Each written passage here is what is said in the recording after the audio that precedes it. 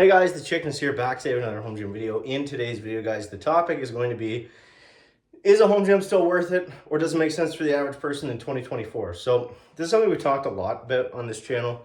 And if you guys are you're probably either in two groups. You're A, looking to invest in a home gym for your first time, or B, you've invested in one and you just like consuming the content that there is on YouTube. So those of you that already have a home gym, I think you'll probably understand, some of the points that I'm going to make today. So in 2024, things are a lot different. Back in 2020, when the home gym stuff really started to become popular with all the gym shutdowns and COVID. So if you go back and watch some of my old videos, I'm probably going to contradict myself here, but I think what it really comes down to, for everybody, is just money.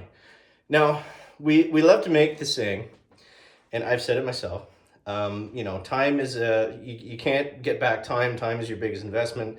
That's where you should put your dollars and think of, the time that you're saving when you have a home gym. Now, realistically, how much of that extra time do you have is going to, affect your earning power versus your stress, right? Like, are you just going to have 15, 20 minutes less time to get through the daily shit that you always have to get through?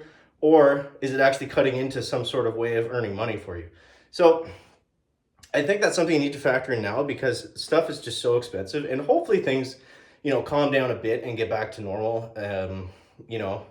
And inflation and everything, like it's hard to live right now with the price of everything, especially up here in Canada. So I would say, for those of you looking at getting into the home gym space, or it's something you really want to do, I think, the way that makes the most sense is just do it piece by piece, and maybe don't cancel your gym membership right away. So maybe do a way you could do it is maybe get like a basic gym membership that doesn't give you like 24/7 access and a fob or something like that. It just allows you to go in during like working hours. If you can do something like that, and then, get a squat rack, get a barbell, get plates piece by piece as they come up on Facebook Marketplace or Kijiji or whatever it is that you use. And then you can still go back to the gym, maybe cut back on those a little bit, so you're still kind of saving, a little bit of money on the cheaper membership and the less visits per week, less driving, less, car mileage, gas money, that kind of thing. And just do it slowly, because there's no reason that you have to get everything at once. You don't have to go crazy at once. It kind of worked out for me when I did it, because even though the prices were higher at that time, because the demand was starting to go crazy, the prices have done nothing from what I've seen. Essentially across the board, especially if you're looking at these main companies like Rogue, for example, which a lot of my stuff is Rogue. It's done nothing but go up. Now, it hasn't gone up dramatically or crazy, but everything's probably up, I don't know, 10, 15, 20%. So, and the shipping costs are way up for everything with, the inflation and the carbon tax, and, all that kind of stuff plays a factor. So that's the way I would do it right now. And I think that's the way it makes sense for most people. So does it make sense for you to do? Does it make sense for you to do if you're kind of on the fence? Now, I'm going to be biased, obviously, because I have a home gym right here, and I do love it. And I think it is a great investment in general. But, at the same time, you really have to look at what that is for you. Like, are you somebody that's, really going to use the space? Are you going to really enjoy it? Is putting the gym in your basement or your garage, is that really going to detract or take away from other things that you might need to do in your house? Those are all factors. So if that doesn't bother you, and you are someone that works out, especially if you work out like 4 or 5+ days a week, I think it really makes sense, because, or if, you don't do that, for the simple reason of it's not worth a gym trip, to go in for a quick 30-40 minute workout. That is kind of the beauty of the home gym. And that is something I enjoy doing. Like if I'm doing laundry on Sundays or whatever, and it's like, okay, I'm just going to hit a speed bench workout, because why not? It's right there. And it does help. It does help. I've made more progress.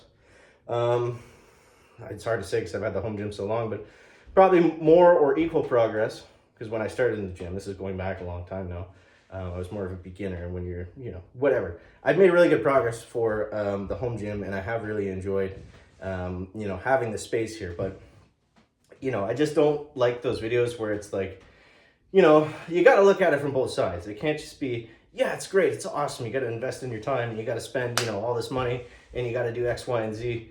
That probably doesn't make sense for most people, realistically. So I think that's probably the best way to do it right now, is to start off, minimally, As things are probably eventually going to trend back upwards over the next, little bit. I don't know. I don't understand how this stuff works. I'm an idiot. But, I assume at some point it's got to get a little bit easier. Yeah, so I would just start off, and I think just in general, like even regardless of what's going on with the cost of everything, I think in general that's probably a good way to do it, is just to get things piece by piece, because it also gives you an idea of what you're actually doing when you're working out down here, and it's like, what can I actually use? Because if you just buy stuff without, and you're just kind of pre-planning everything, which is kind of what I did, and I ran into a few problems there where I'd get some, it's like, I don't really use this. Mainly the Rogue Echo Bike and the Scout Reverse Hyper, which I think are common ones that people buy and sell. But yeah, I got those. I was like, oh, I'm gonna use this, as a warm up or like a prehab thing or whatever. Just collected dust. Or the Echo Bike, I found it made me eat a lot of dust. More so than anything. That was one of my biggest gripes with that stupid thing. It's a great tool, but man, for someone that's been on the heftier side, just getting back into the cardio for the first time in a while, that's an intense way to do it. And yeah, it's obviously a great bike. It's probably the best in terms of fan bikes on the market. There's nothing structurally or physically wrong with it. I just found in my space, it gets super dusty down here.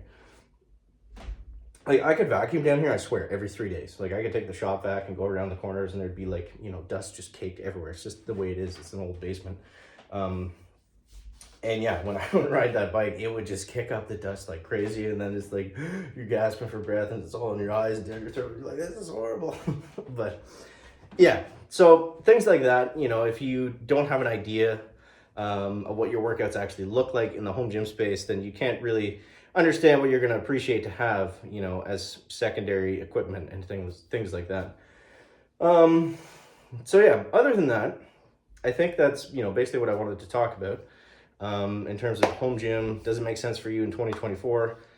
I think overall a home gym is a great investment. Like I said, it does afford you a lot of time, back and forth, and it allows you to get even more work done. And, there's nothing, excuse my dog running back and forth up the ceiling. I think he's getting a treat. Yeah, there's no better investment than in your health. And, if getting a home gym improves that for you, even if it's just by a little bit, I think that in and of itself is probably enough of a reason to to go ahead and pull the trigger. But yeah, if you're sitting on the fence, I think just do it slowly. That's probably the best bet. And see what you like, see what you don't like, and that kind of thing. But yeah, so you guys, any other you home gym guys that watch this channel, make sure you leave some of your thoughts, comments down below, and everyone else as well. So that's all we got. Appreciate you guys. Catch you the next one. Check it out. Bye.